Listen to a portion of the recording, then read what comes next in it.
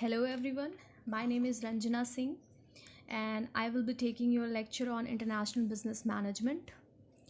Under this lecture, we will cover the introduction part of international business and its nature and the various scope of international business management.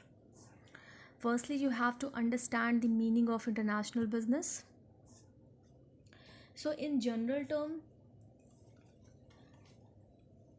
you can say that the movement of goods from one country to another country, it's called international business. जो भी हम import export एक country से दूसरे country में करते हैं, that is called international business.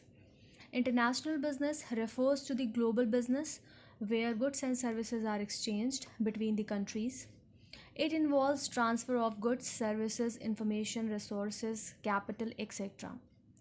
International business comprises of all commercial transactions that take place between two countries beyond their political boundaries. These transactions may take place between private companies or government of different countries. तो जो भी हम एक country से दूसरी country में goods and services transfer करते हैं या इंपोर्ट एक्सपोर्ट करते हैं, that is called your international business. और जो भी ये ट्रांजैक्शन होता है ये अक्रॉस द बाउंड्री और बियॉन्ड देयर पॉलिटिकल बाउंड्रीज़ होता है. इसमें प्राइवेट और गवर्नमेंट हर तरीके की कंपनीज इन्वॉल्व हो सकती हैं, बट विथ डिफरेंट कंट्रीज़, तभी ये इंटरनेशनल बिजनेस कहलाता है. Here is a definition of international business. International business is a cross-border transaction between individuals, businesses, or government entities. The transaction can be anything that has value. For example, जब आप एक country किसी other country को goods transact करती है, transaction होता है goods का, उसके बदले में वो उसे रिटर्न में क्या देती है, कुछ वैल्यू देती है. That is called your international trade. But जब वो गुड्स के बदले में फिज़िकल गुड्स ही रिटर्न में देती है, या कैपिटल देती है, या कोई सर्विस प्रोवाइड करती है, या कोई टेक्नोलॉजी देती है, या नॉलेज शेयर करती है, that is called your international business. So जो वो ट्रांजैक्शन होता है, इंपोर्ट एक्सपोर्ट होता है, वो कुछ भी हो सकता है. Physical goods, capital, banking, insurance, construction की सर्विसेज प्रोवाइड कर सकता है, और software, arms, immunity, satellite technology, ये एक्सचेंज हो सकती हैं. और knowledge is also a example of international business. Now next is the nature of international business. So first is accurate information. Accurate information is the very important nature of international business, because जब आप एक country से दूसरे country में business करने जा रहे हैं, सो आपको कुछ चीज़ों का ध्यान रखना पड़ता है. लाइक कि जब आप अदर कंट्री में बिज़नेस करने जा रहे हैं तो वहाँ की पॉलिसीज़ क्या हैं, आप अपना बिज़नेस किस तरीके से कर सकते हैं, किस तरीके से एक्सपैंड कर सकते हैं. नॉलेज अबाउट दी प्रोडक्ट, जो भी प्रोडक्ट है उसकी करेक्ट इन्फॉर्मेशन होना बहुत ज़रूरी है. Next is information not only accurate but should be timely. अभी आपके पास करेक्ट इन्फॉर्मेशन है बट वो टाइम से ना मिले तो भी प्रॉब्लम होती है. So information should be timely also. Next one is the size of the international business should be large. Obvious सी बात है, जब आप एक अदर कंट्री में बिज़नेस करने जा रहे हैं तो आप बिज़नेस क्या होगा आपका, थोड़ा सा बड़े पैमाने पे होगा. So your business should be large. Market segmentation based on geographic segmentation. जो बिज़नेस होता है उसको हम मार्केटिंग सेगमेंटेशन के पार्ट्स में डिवाइड करते हैं, जिसमें से जियोग्राफिक सेगमेंटेशन जो होता है बहुत ही इम्पॉर्टेंट होता है. तो ये भी एक इसका नेचर है. Now last is international market have more potential than domestic market. अभी डोमेस्टिक मार्केट क्या होता है? डोमेस्टिक मार्केट वो होता है जब हम बिज़नेस अपना विद इन द कंट्री करते हैं, अपने कंट्री में ही इम्पोर्ट एक्सपोर्ट करते हैं, वो कहलाता है डोमेस्टिक मार्केट. इंटरनेशनल मार्केट क्या होता है? व्हेन वी एक्सपोर्ट और import the things with another country के साथ जब हम ट्रांजैक्शन करते हैं, that is called your international market. So these are the few nature of international business. Now next is the scope of international business. That is very important. बहुत बार ये exam में पूछा जा चुका है. So what is international marketing? International marketing is marketing abroad और other country और foreign country, जो भी हम मार्केटिंग अदर कंट्रीज़ के साथ करते हैं या फॉरेन कंट्रीज़ के साथ करते हैं, लाइक अपने प्रोडक्ट का प्रमोशन कर रहे हैं अदर कंट्रीज़ में, वो आपका कहलाता है इंटरनेशनल मार्केटिंग या ग्लोबल मार्केटिंग भी इसे कहते हैं। Next is international finance and investments.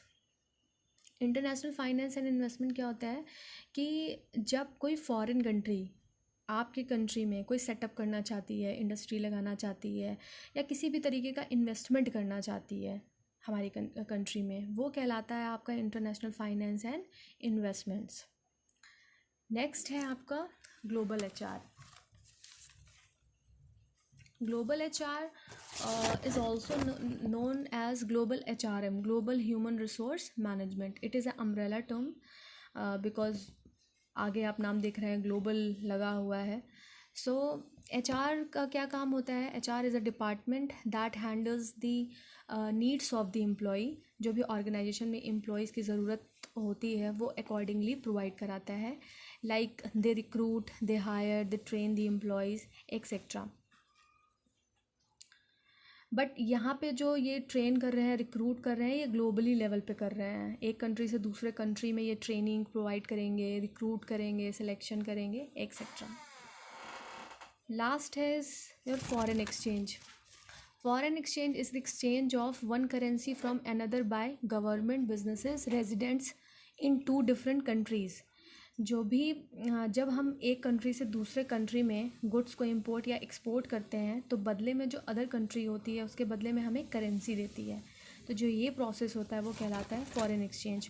For example, if US based company doing business with company in India, US की कोई कंपनी है वो इंडिया के साथ बिजनेस कर रही है, तो वो क्या कर रही है कि उस गुड्स के बदले में क्या दे रही है? डॉलर दे रही है, अपने यहाँ की करेंसी दे रही है। So that is called your foreign exchange.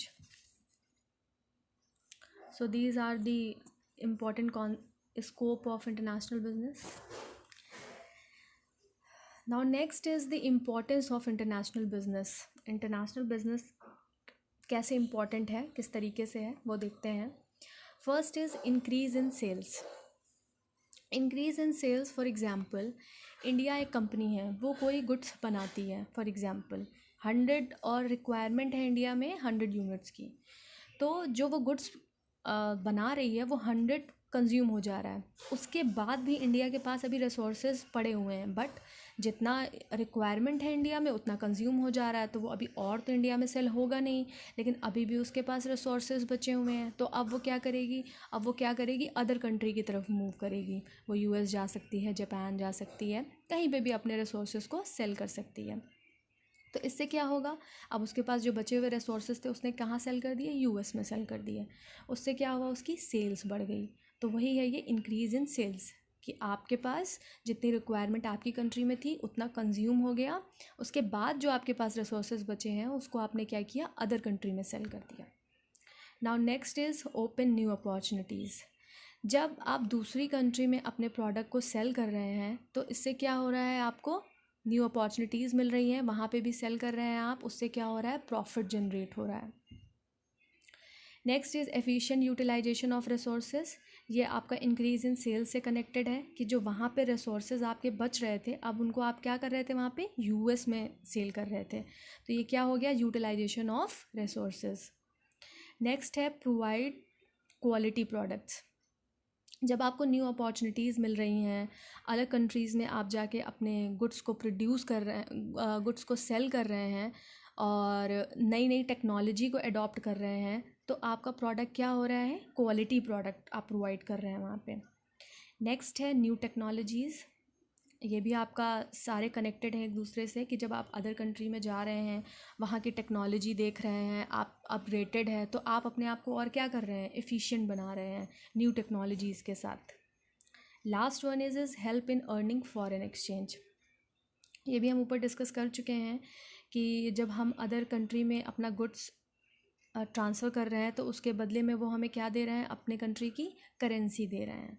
तो इससे क्या हो रहा है? आपका करेंसी फॉरेन एक्सचेंज आ रहा है हमारी कंट्री में, तो इससे क्या हो रहा है? हमारा जीडीपी वगैरह का लेवल अप होगा। So these are the few importance of international business. If you have any query, any problem, you are most welcome. Thank you.